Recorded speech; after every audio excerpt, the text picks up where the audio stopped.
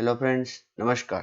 Class 11 chapter 7 rotational motion के एक और सेशन में आप सबका स्वागत है। पिछले सेशन में बच्चों हमने टॉर्क देखा था। आज हम उसके ऊपर के एग्जाम्पल सॉल्व करेंगे जिससे आपको टॉर्क और अच्छी तरीके से समझ में आ जाएगा। टॉर्क ठीक है, क्या दिखाई देखिए। Find the torque of a force. Force दिया हुआ है, क्या फोर्स दिया हुआ है। F bar is equals to 7 I cap plus 3 j cap minus 5 k cap. About the origin, the force acts on the particle whose position vector is this. अच्छा, position vector हमें दिया गया है कितना, i cap minus j cap plus k cap. ठीक है, देखो बच्चों हमें क्या क्या चीज दी गई है। हमें f बार भी दिया गया है और हमें r बार भी दिया गया है। अब आप पहले एक काम कीजिए, पॉज करके आप ट्राई कीजिए। देखिए मैं क्या बोल रहा हूँ, जितना एग्जाम्पल आप ट्राई करेंगे उतना ही आपके लिए अच्छा है। ठीक है, जितने एग्जाम्पल आप खुद से ट्राई करेंगे, ठीक है, उतना आपको कॉन्फिडेंस ज्यादा आएगा बच्चों। ठीक है, तो चलिए ट्राई कीजिए। आर बार और एफ बार दिया गया है, हमें टॉर्क फाइंड करना है। टॉर्क का फॉर्मूला क्या है, चलिए मैं अब करता हूँ। Tau bar is equals to R bar cross F bar. तो ऐसे में कैसे फाइंड किया जाता है, तो देखिए ऐसे, here I cap, here J cap and here K cap. Okay, now first this 1 minus 1 and 1, and then after here 7 3 and minus 5। Okay, किस तरह सॉल्व करेंगे बच्चों, तो ये आई कैप पहले रखेंगे। आई कैप रखेंगे तो ये पहली रो और पहली कॉलम को इग्नोर करेंगे और इन दोनों को मल्टीप्लाई करना है। किन किन को, -1 मैं यहाँ पे लिख रहा हूँ और -5 को मल्टीप्लाई करना है। उसमें से किसको माइनस करना है, इस 1 और 3 के मल्टीप्लीकेशन को, 1 और 3। ठीक है, ओके ठीक, माइनस जे कैप। अभी क्या करना है, इसको और इसको इग्नोर कीजिए, 1 और -5 के मल्टीप्लिकेशन को। ठीक है, फिर 7 और 1 को। ये मैं पहली बार है इसलिए कर रहा हूँ, अदरवाइज डायरेक्टली आपको अब ये पता चल जाना चाहिए। के कैप में क्या है, ये और ये इस कॉलम को इग्नोर करेंगे। 1 इंटू 3, तो मैं डायरेक्टली क्या लिख सकता हूँ, 3 माइनस 7 इंटू -1, तो -7 हुआ। ठीक है, चलिए क्या आएगा, ये आई कैप -1 इंटू -5, तो 5 -3 हुआ, माइनस जे कैप यहाँ पर 1 इंटू -5 क्या हुआ, -5, -5 ओके, माइनस अभी ये देखिए 3 -7, तो प्लस, अच्छा सॉरी यहाँ पे प्लस आएगा और प्लस हम क्या लिख सकते हैं, 10 के कैप। तो देखिए क्या आंसर आएगा, 5 - 3 2, so we can say 2 I cap. अभी -5 -7 -12 और ये माइनस, तो प्लस 12 जे कैप प्लस 10 के कैप, 2 आई कैप प्लस 12 जे कैप प्लस 10 के कैप। ठीक है, इस तरह सॉल्व करना है। अभी एक एग्जांपल और देखिए क्या दिया है। A metal bar 70 centimeter long and 4 kilogram in mass supported on two knife edges placed 10 centimeter from each end। अच्छा देखना अच्छी तरीके से बच्चों,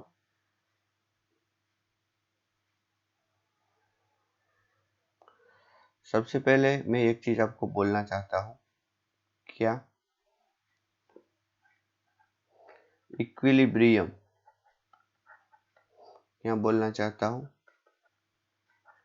इक्विलिब्रियम। इक्विलिब्रियम दो टाइप का होता है, एक होता है लीनियर इक्विलिब्रियम, लीनियर इक्विलिब्रियम, और दूसरा होता है रोटेशनल इक्विलिब्रियम। लीनियर इक्विलिब्रियम का मतलब क्या है कि नेट फोर्स जीरो होता है, उसको क्या बोलते हैं, लीनियर इक्विलिब्रियम। और रोटेशनल इक्विलिब्रियम का मतलब क्या है कि नेट टॉर्क क्या होता है, 0 होता है। ठीक ठीक है, बस इतना ही याद रखिए कि अगर रोटेशनल इक्विलिब्रियम है तो नेट टॉर्क 0 होगा और लीनियर इक्विलिब्रियम है तो नेट फोर्स 0 होगा। फॉर एग्जांपल, कोई ऑब्जेक्ट स्टेडी है तो वो लीनियर और रोटेशनल दोनों इक्विलिब्रियम में है। ठीक है, फिर कोई ऑब्जेक्ट जा रहा है ऐसे, ठीक है, तो इसका मतलब ये है कि वो सिर्फ लीनियर मोशन कर रहा है, इसका मतलब, और उसकी वेलोसिटी भी कांस्टेंट है। सोचिए, वेलोसिटी कैसी है, constant, means it is in linear and rotational equilibrium. Okay, अगर कोई ऑब्जेक्ट रोटेट कर रहा है या तो सर्कुलर मोशन परफॉर्म कर रहा है, then it is not in linear equilibrium, linear equilibrium में नहीं है, वो रोटेशनल में है। ठीक है, क्योंकि वो कांस्टेंट एंगुलर वेलोसिटी से रोटेट कर रहा है। लेकिन अगर वो रोटेट भी कर रहा है और उसकी एंगुलर वेलोसिटी भी कांस्टेंट नहीं है, तो इसका मतलब ना तो वो लीनियर में है और ना तो वो एंगुलर में है। ठीक है, ओके, चलिए, इक्विलिब्रियम का तो बस इतना ही हमें देखना था। अगर नेट टॉर्क निकालना है, कहने का मतलब क्या है, tau 1 bar plus tau 2 bar up to जितने भी टॉर्क लग रहे हैं, जितने भी फोर्स है, उन सबको किससे इक्वेट कर देना है, 0 न्यूटन मीटर से। ओके, वैसा ही कुछ हम इस एग्जांपल में करने वाले हैं, इसलिए मैंने सोचा कि मैं पहले आपको ये बोल दूं। Now the metal bar is 70 centimetre long. What is the length of the metal bar? 70 centimetre, fine, and 4 kilogram in mass, supported on the two knife edges placed 10 centimeter from each end। तो यहाँ से मैं एक knife edge रखता हूँ और यहाँ से भी मैं एक नाइफ एज रखता हूँ। ठीक है, ये डिस्टेंस कितना हो गया, 10 सेंटीमीटर, और ये डिस्टेंस भी कितना हो गया, 10 सेंटीमीटर। ओके, हाँ, a 6 kilogram load is suspended at 30 centimeter from one end। अच्छा, एक 6 किलोग्राम लोड है जिसको सस्पेंड किया गया है एक एंड से, कितनी दूरी पे, 30 सेंटीमीटर। अच्छी तरीके से देखना, एक एंड से। अच्छा, चलो मैं एंड नंबर ए ले लेता हूँ, एक एंड ए से कितनी दूरी पर बच्चों, 30 सेंटीमीटर, मतलब कि यहाँ कुछ। ठीक है, ये जो डिस्टेंस है ये सोचिए कितना है, 30 सेंटीमीटर। ओके, क्या किया है, 6 किलोग्राम लोड, मतलब कि यहाँ एक लोड हैंग किया गया है, ऐसा सोचिए। ठीक है, जिसका मास कितना है, 6 kilogram. Is suspended 30 centimetre from the one end. Find the reactions at the knife edges. हमें क्या फाइंड करना है, reactions at knife edges. Reactions का मतलब क्या है कि अगर आप उस पर खड़े रहोगे तो पता चलेगा रिएक्शन किस तरह होता है। सोचो, this is the knife edge number 1 and this is knife edge number 2।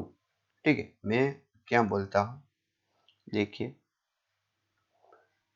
इस रोड का जो पूरी लेंथ है कितनी है, 70, मतलब एक साइड से अगर हम देखें तो कितनी दूरी पे, 35 सेंटीमीटर दूरी पे उसका सेंटर ऑफ मास होगा, होगा कि नहीं। ओके, तो उस सेंटर ऑफ मास पे फोर्स लगेगा ग्रेविटी का, किधर, नीचे की ओर, और वो कितना होगा, 4g। ग्राम नहीं है ये g, ये क्या है, ये 4 इंटू 9.8, ऐसा भी आप बोल सकते हो। ठीक है, अभी एक और, ये 6 किलोग्राम का फोर्स रोड के ऊपर कौन सी डायरेक्शन में लग रहा है, नीचे, कितना, 6g। फिर ये नाइफ एजिस का है ना, इसकी नॉर्मल रिएक्शन ऊपर की ओर लग रही है, कितनी, n1। इसकी भी नॉर्मल रिएक्शन ऊपर की ओर लग रही है, कितनी, n2। समझ में आया। अगर आप नाइफ एज पे खड़े रहोगे तो आपको ऐसा लगेगा कि जैसे वो आपको प्रिक कर रहा है, एक्चुअली वो आपको ऊपर की ओर फोर्स लगा रहा है। तो बच्चों, यहाँ पर कितने फोर्स ऊपर की ओर लग रहे हैं, 2। so what you can say, n1 plus n2। Okay, और ये रोड क्या मूव कर रहा है, नहीं, तो पहले तो मैं ऐसा बोल देता हूँ, road is in linear equilibrium. Road कैसा इक्विलिब्रियम में है, लीनियर इक्विलिब्रियम, इसीलिए n1 plus n2,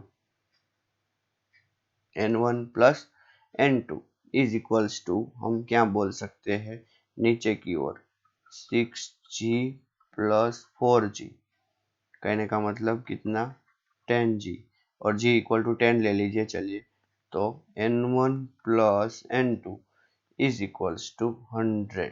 चलो we have a one equation. ठीक है, अब क्या करें? अब देखो अच्छी तरीके से, हमें किसी एक को रेफरेंस पॉइंट चूज करना है। किसको रेफरेंस पॉइंट चूज करें बच्चों? देखो, मैं किसी भी पॉइंट, रोड में किसी भी पॉइंट को मैं रेफरेंस पॉइंट चूज कर सकता हूँ।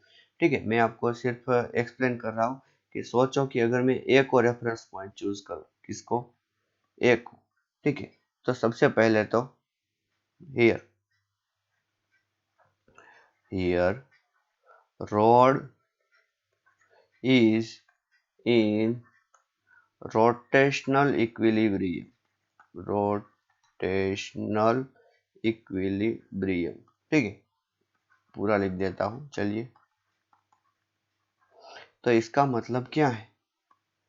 implies net torque is equals to 0 newton metre about. कोई भी पॉइंट ले लो, देखो कितने फोर्स लग रहे हैं बच्चों। चलो हम यहाँ पर अगर देखें तो ये रोड है, ठीक है, ये पॉइंट कौन है? ए। ठीक है, सीख लीजिए अच्छी तरीके से, पहली बार है आपके लिए। एक फोर्स N1 लग रहा है, एक फोर्स लग रहा है CG, एक फोर्स लग रहा है 4G और एक फोर्स लग रहा है N2। ठीक है, अभी N1 के लिए परपेंडिकुलर डिस्टेंस कितना? इतना, R1। ठीक है, 6G के लिए परपेंडिकुलर डिस्टेंस कितना? इतना। ठीक है, फिर 4G के लिए परपेंडिकुलर डिस्टेंस कितना? इतना। N2 के लिए परपेंडिकुलर डिस्टेंस कितना? इतना। अच्छा, परपेंडिकुलर डिस्टेंस कैसे सॉल्व किया जाता है वो मैंने आपको बोला था। इसको मैं R2 बोल देता हूँ, इसको R3 बोल देता हूँ और इसको R4। अभी लिखना मत, सिर्फ सुनना। ठीक है, मैंने क्या बोला था कि परपेंडिकुलर डिस्टेंस कैसे मेजर करते हैं? तो जिस फोर्स का परपेंडिकुलर डिस्टेंस चाहिए, मैं अभी ए को रेफरेंस पॉइंट ले रहा हूँ। ठीक है, आप किसी भी पॉइंट को रेफरेंस पॉइंट ले सकते हैं। अगर हम ए को रेफरेंस पॉइंट ले तो देखिए ये हो गई line of action of force, किसकी? N1 की।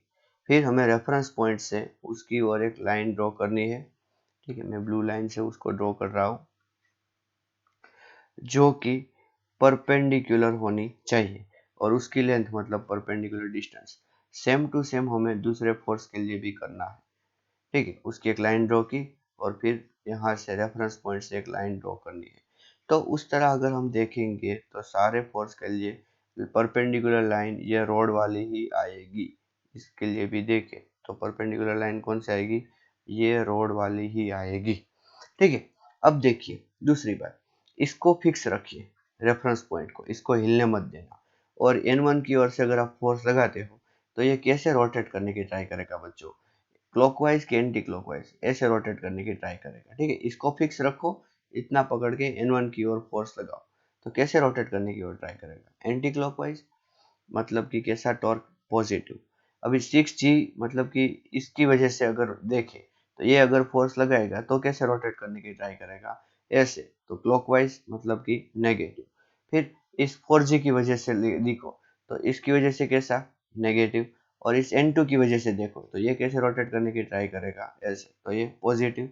तो कहने का मतलब क्या है कि N1 की वजह से पॉजिटिव, 6G की वजह से नेगेटिव, 4G की वजह से नेगेटिव और N2 की वजह से नेगेटिव।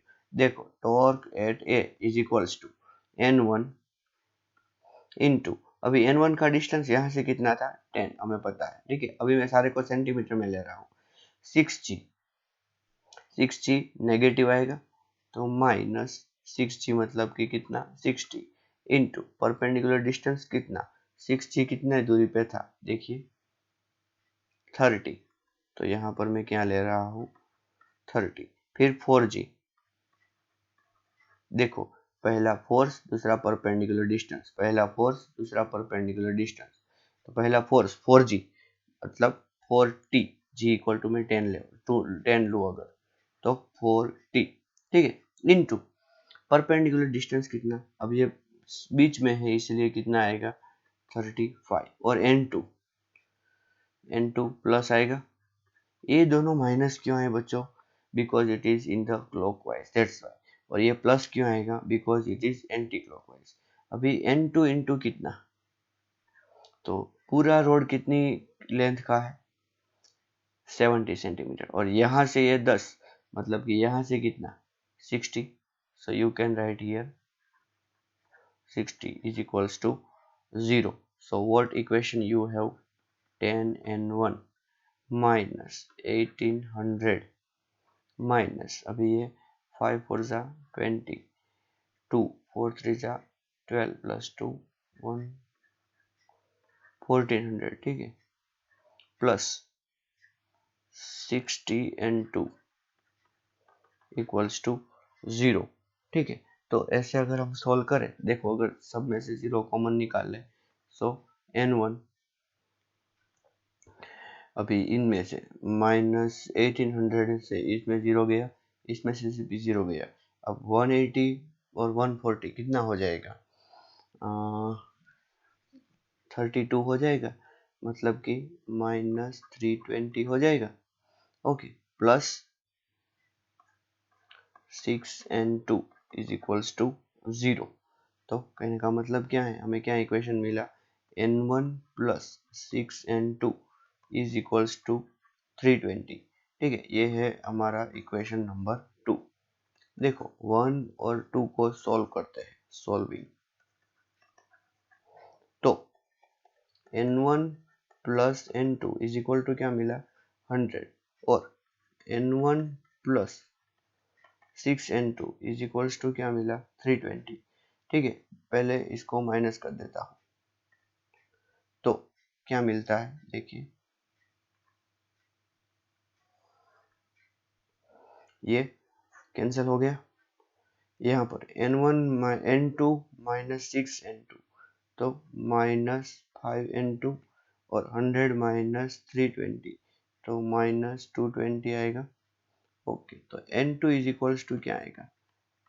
220 अपॉन 5, तो 5 4 जा 20, ठीक है, और 2 बचा, तो 5 4 जा n2 इज इक्वल्स टू हमें कितना मिला? 44 न्यूटन। ओके, और n1 इज इक्वल टू कितना? तो देखिए n1 plus n2 is equal to 100 है ना, तो n1 इज इक्वल्स टू हम क्या लिख सकते हैं? 100 माइनस 44। तो 100 माइनस 44 कितना होगा? 100 माइनस 40 60, 60 माइनस 4, तो ये हो गया 56 न्यूटन। कितना हो गया बच्चों? 56 न्यूटन। समझ में आया कि इतनी अच्छी तरीके से आपको? ओके, अब देखिए, चलो पहले एक काम कीजिए, पॉज करके इसको लिख लीजिए अच्छी तरीके से, और याद रखिए क्या, मैं यहाँ पे लिख देता हूँ n1 is equals to 44, okay, and n2 is equals to 56। मैं दूसरी तरीके से आपको सॉल्व करने का तरीका सिखाता हूँ, ताकि इस टॉर्क को आप अच्छी तरीके से जान जाओ। अगर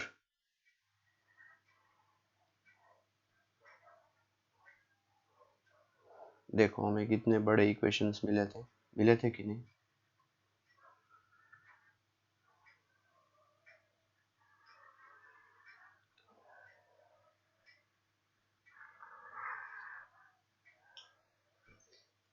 ओके, और यहाँ पर भी हम इरेज कर देंगे इसको,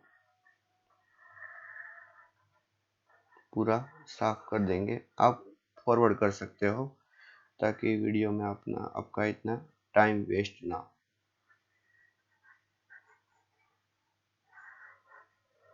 ओके, चलिए, ये इतना है, ठीक। फिर पहले क्या लग रहा है? n1, फिर क्या लग रहा है? 6g, फिर क्या लग रहा है? 4g, और ये क्या लग रहा है? n2, ठीक। अगर मैं a की जगह इस पॉइंट को चूज करूँ, तो ये रेफरेंस पॉइंट, इसको मतलब कि इसका नाम अगर हम o रख दें, तो इसका मतलब क्या है कि n1 है वो o में से पास हो रहा है ना, तो हम क्या लिख सकते हैं, torque about O is equal to N1। N1 तो उसी में से पास हो रहा है, इसलिए ये मैंने ओ नहीं लिखा है, ये 0 लिखा है, ठीक है, यहाँ पर 0। फिर ये 6G तो इधर रोटेट करने की ट्राई करेगा, तो -6G, मतलब कि 6G मतलब कि कितना, 60, 6G मतलब कि 60, और ये डिस्टेंस कितना आएगा N1 से, ये डिस्टेंस चलिए देखते हैं। ये पूरा 30 है, ठीक है, ये 10 है, तो ये इधर से ये डिस्टेंस कितना हुआ, 20 हुआ। ओके, तो इसका मतलब 60 इंटू क्या करना पड़ेगा, 20। फिर ये भी 4GB ऐसे रोटेट करना होगा, मतलब कि क्लॉकवाइज, मतलब कि नेगेटिव, तो 40। और ये डिस्टेंस कितना होगा, इन दोनों के बीच का डिस्टेंस शायद 5 था। देखो कैसे पता चला, देखो ये 30 और ये 35, तो ये डिस्टेंस तो 5 ही हुआ। ओके, मतलब क्या है कि ये अगर हम 20 रखते हैं, तो यहाँ पर हमें क्या रखना होगा, 25, और N2 प्लस N2, ठीक है, N2 इंटू कितना, देखो अच्छी तरीके से आप, ये है 10, ठीक है, यहाँ से ये कितना था, 10, पूरा 70 था ना, पूरा 70, तो ये डिस्टेंस गया, ये 10 गया, तो इधर कितना आएगा, 50 is equals to 0। So N1 into 0 चला गया, इज इक्वल टू 0 क्यों, क्योंकि टॉर्क कितना लग रहा है बच्चों, 0, तो ये चला गया, तो इधर हमें क्या मिलेगा, देखिए -1200 माइनस 25 फोर जा 100, सो -1000 प्लस 50N2 इक्वल्स टू 0। देखिए मैं इसमें से 0, इसमें से 0, इसमें से 0 निकाल देता हूँ, तो 5N2 is equals to 120 plus 100, so 220, so N2 is equals to 220 upon 5, so 5 4 जा, डायरेक्टली हमें N2 मिल गया। समझ में आया कि नहीं, कहने का मतलब क्या है कि जब दो अननोन होना बच्चों, N1 और N2 दो अननोन होना, तो किसी एक जगह पर आपको रेफरेंस पॉइंट ले लेना चाहिए। क्यों, क्योंकि अगर वहां पर रेफरेंस पॉइंट लेते हो तो उसका परपेंडिकुलर डिस्टेंस 0 होता है, तो एक्सप्रेशन में वो अननोन ही डायरेक्टली निकल जाता है। सिर्फ एक्सप्रेशन में कितने अननोन बचेंगे, एक, and then after directly you can solve it, and we have one more equation, this N1 plus N2 equal to 100, so directly we can solve it, yes or no. So in this way you can use the torque equations, okay fine। हाँ, अब आप कहाँ से भी ले सकते हो, अगर मैं 6G डॉट ऐसा लेता हूँ, देखो 6G को, तो ये N1 है ना बच्चों, ये N1 ऐसे रोटेट करने की ट्राई करेगा, मतलब कि कैसी, क्लॉकवाइज, तो इधर मुझे -N1 इंटू इन दोनों के बीच का जो डिस्टेंस था वो कितना था, 20, ऐसा लेना पड़ता। फिर 6G, तो 6G का कितना, तो वो तो 0, फिर ये 4G इधर रोटेट करने की ट्राई करता, तो 4G इंटू 5, फिर ये N2 जो है, ये N2 तो फिर से ऐसे ही रोटेट करने की ट्राई करता, तो मतलब कि N2, और यहाँ से जितना डिस्टेंस आता वो यहाँ रखना, और 0, and then after you will get the answer. समझ में आया कि नहीं, आपको कहाँ से रेफरेंस पॉइंट लेना है और किस तरह परपेंडिकुलर डिस्टेंस फाइंड कर सकते हो। आइए एक एग्जांपल ऐसा ही और देखते हैं, तो आपको और समझ में आएगा। देखो, 3 मीटर लॉन्ग लेडर, क्या आपको 3 मीटर लॉन्ग लेडर देख रही है, हाँ, वेइंग 20 किलोग्राम मास, अच्छा 20 किलोग्राम मतलब 3 मीटर है, तो 1.5 पे उसका वेट आया होगा। Okay, on a frictionless wall, अच्छा ये वॉल जो है ये कैसी है बच्चों, फ्रिक्शनलेस है, कैसी है, frictionless, okay, rest on the floor of 1 metre from the wall, अच्छा ये डिस्टेंस कितना दिया गया है बच्चों हमें, 1 मीटर, ठीक है। Find the reaction forces of the wall and the floor, ठीक है। देखो मैं क्या बोल रहा हूँ, ये क्या है, सोचो कि ये है वॉल, सॉरी ये लेडर है, तो वॉल तो कैसी है बच्चों, वॉल तो फ्रिक्शनलेस है, इसीलिए वो सिर्फ एक ही फोर्स प्रोवाइड करेगी, नॉर्मल रिएक्शन। सोचिए वो नॉर्मल रिएक्शन इधर है, नॉर्मल रिएक्शन N1 लिख देते हैं, लेकिन यहाँ पर ये जो है ये दो फोर्स प्रोवाइड करेगी, कौन कौन से, एक तो फ्रिक्शनल फोर्स और दूसरा नॉर्मल। इसको हम ले लेते हैं N2। अगर ये फ्रिक्शन प्रोवाइड नहीं करती तो ये वॉल गिर जाती। और तीसरा फोर्स हमें यहाँ लग रहा है, वो कौन सा है, mg। तो इतने फोर्स लग रहे हैं बच्चों, ठीक है। सोचो कि इसका नाम मैं दे रहा हूँ A, इसका नाम मैं दे रहा हूँ B और इसका नाम मैं दे रहा हूँ C, ठीक है। कितने कितने फोर्स लग रहे हैं देखो, यहाँ पर लिस्ट कर देते हैं। एक तो N1, ठीक है, दूसरा N2, तीसरा mg और चौथा F, ठीक है। Here ladder is in linear equilibrium. कैसे इक्विलिब्रियम में है बच्चों, लीनियर इक्विलिब्रियम। तो इसका मतलब क्या है कि जो N1 है उसको कौन कैंसिल करेगा, F। तो हम क्या बोल सकते हैं, N1 is equals to F, ठीक है। क्योंकि N1 देखिए लेफ्ट हैंड साइड लग रहा है, तो F किधर लग रहा है, राइट हैंड साइड। और दूसरा N2 जो है, N2 ऊपर की ओर लग रहा है, तो उसको कैंसिल कौन करेगा, mg। N1 equal to F and N2 is equals to mg।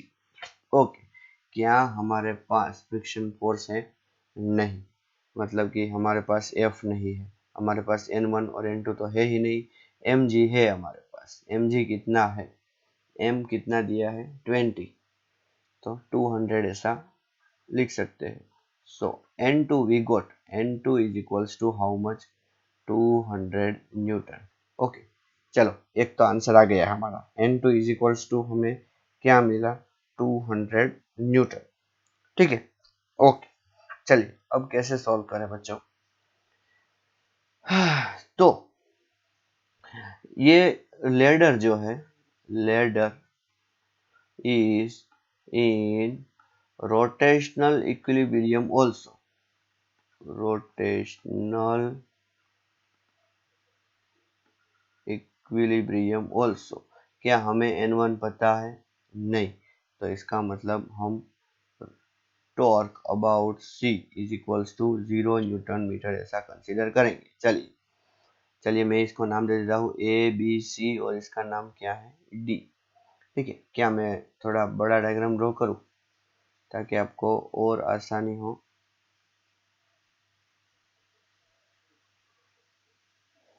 अब तो मैं ये ऐसा ही ड्रॉ करूँगा, ठीक है। इसको मैंने क्या नाम दिया था, A, here B, here C and here D, okay, and I will draw force in red ink. This one is the N1, okay, this one is the mg, okay, this one is the N2 and this one is the frictional force, okay। Now torque about C is equals to 0, so torque about C is equals to, अभी देखिए N1 अगर देखें तो N1 की line of action of force कैसी है, ऐसी, ठीक है। तो इसका मतलब वो C में से पास हो रही है, तो इसका मतलब हम N1 इंटू क्या लिख देंगे, 0। अभी mg, तो mg की line of action of force draw कीजिए, इसमें आपको ज्यादा समझ में आएगा, ठीक है। फिर आपको क्या करना है, आपको C से ऐसी लाइन ड्रॉ करनी है जो कि mg को परपेंडिकुलर हो, मतलब कि ये परपेंडिकुलर डिस्टेंस हुआ है बच्चों, ठीक है। तो मतलब, और देखिए दूसरी बात, ये ए है वो कैसे रोटेट करने की ट्राई करेगा, तो ऐसे ऐसे, मतलब कि एंटी क्लॉकवाइज। तो कहने का मतलब क्या है, plus mg into perpendicular distance, इतना लिखता हूँ, ठीक है। अभी फ्रिक्शन, फ्रिक्शन, तो फ्रिक्शन की line of action of force draw कीजिए, ओके, ऐसी आई। क्या वो सी में से पास हुई, नहीं, कहने का मतलब वो टॉर्क जनरेट करेगा, कितना, तो यहाँ पर आपको सी से क्या करना है, एक लाइन ऐसी ड्रॉ करनी है जो उसको परपेंडिकुलर हो। तो ये परपेंडिकुलर डिस्टेंस होगा। सोचो कि ये h है, कितना है ये h, तो हम क्या लिख सकते हैं F इंटू एच। ठीक है, अभी फोर्स किधर लग रहा है, ऐसे, मतलब कि कैसे रोटेट करने की ट्राई करेगा, ऐसे ऐसे, मतलब कि एंटी क्लॉकवाइज, मतलब कि प्लस। और तो इसका मतलब सीधा है कि N2 जो है, N2 वो क्लॉकवाइज ही रोटेट करने की ट्राई करेगा, तो N2। ओके, N2, अभी N2 की line of action of force draw कीजिए। पहला step line of action of force. दूसरा, रेफरेंस पॉइंट में से एक लाइन ड्रॉ कीजिए। जो लाइन आपने ड्रॉ की वो इसको परपेंडिकुलर होनी चाहिए, और जो लाइन आपने ड्रॉ की उसकी लेंथ आपको मालूम होनी चाहिए। यहाँ पर हमें 1 मीटर दिया गया था। कितना दिया गया था, 1 मीटर। तो कहने का मतलब क्या है कि ये होगा 1 metre. Okay, is equals to 0। तो देखिए एम जी, एम है क्या हमारे पास, मास एम जी 200। देखिए 200 इंटू, अभी मैं इतना ही लिख रहा हूँ, परपेंडिकुलर डिस्टेंस, ठीक है, प्लस फ्रिक्शनल फोर्स। बच्चों, क्या फ्रिक्शनल फोर्स है हमारे पास, नहीं है, फ्रिक्शनल फोर्स भी हमारे पास नहीं है। ओके, कोई बात नहीं, चलिए। इंटू एच, अभी एच कैसे मालूम करें बच्चों, तो देखिए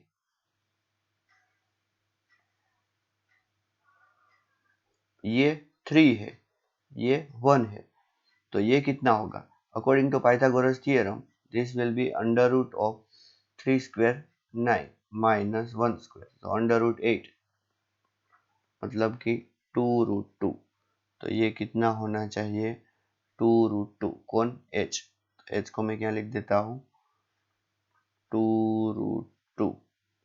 तो फ्रिक्शनल फोर्स मिल गया, माइनस N2, N2 तो हमारे पास है 200, इज इक्वल्स टू 0। तो अभी 200 इंटू परपेंडिकुलर, मतलब हमें इतना जानना है बच्चों, इतना। बच्चों मैं क्या बोल रहा हूँ आपको, ये पूरा तो 1 मीटर, ये तो हमें पता ही था। तो ये इतना कितना होगा, 0.5 जितना होगा कि नहीं, क्योंकि मिड पॉइंट पे है इसीलिए। तो यहाँ पर हम इसको क्या बोल सकते हैं, 0.5, मतलब कि परपेंडिकुलर डिस्टेंस को। तो इक्वेशन क्या बन गया, देखिए 200 into 0.5 plus 2 root 2f minus 200 is equals to 0। 200 into 0.5 कितना होता है, 100 plus 2 root 2f minus 200 equal to 0। तो 2 root 2f is equals to, इस 200 को उधर लेके जाओ, तो मतलब कि ये देखिए इससे क्या होता है, माइनस 100। तो f इज इक्वल्स टू क्या मिला हमें, 100 अपॉन 2 रूट, और f मिल गया। सो f इज इक्वल्स टू क्या है, n1। तो n1 भी हमें क्या मिल गया, 100 अपॉन 2 रूट 2। ठीक है, फ्रिक्शन और नॉर्मल रिएक्शन दोनों ऐसे होंगे। तो बच्चों हमें n1 भी मिल गया और हमें n2 भी मिल गया। बेसिकली तो क्या था कि आपको टॉर्क कैसे फाइंड किया जाए वो पता चलना चाहिए। ठीक है, अगर नहीं पता चला तो एक बार फिर से बैक करके देख लीजिए। ठीक है, तो आज यहाँ तक रखते हैं, and in the next session we are going to discuss more examples or next concept. Okay, thank you and namaskar.